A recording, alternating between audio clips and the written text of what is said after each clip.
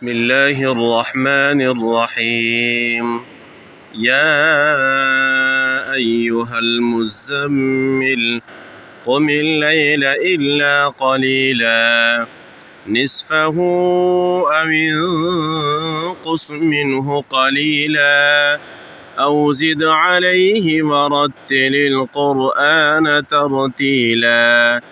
إنا سنلقي عليك قولا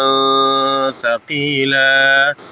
إن ناشئة الليل هي أشد وطئا وأقوم قيلا إن لك في النهار سبحا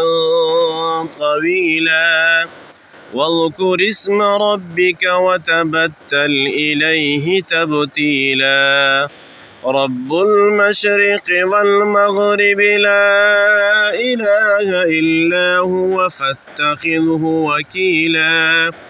واصبر على ما يقولون واهجرهم هجرا جميلا وذرني والمكذبين أولي النعمة ومهلهم قليلا إن لدينا أنكالا وجحيما وطعاما ذا غصة وعذابا أليما يوم ترجف الأرض والجبال وكانت الجبال كثيبا مهيلا إنا أرسلنا إليكم رسولا شاهدا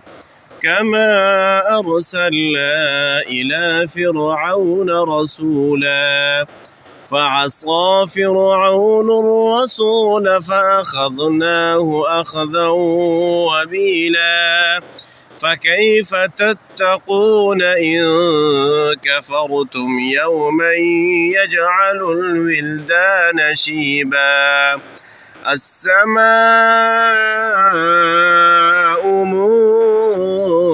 منفطر به كان وعده مفعولا إن هذه تذكرة فمن شاء اتخذ إلى ربه سبيلا.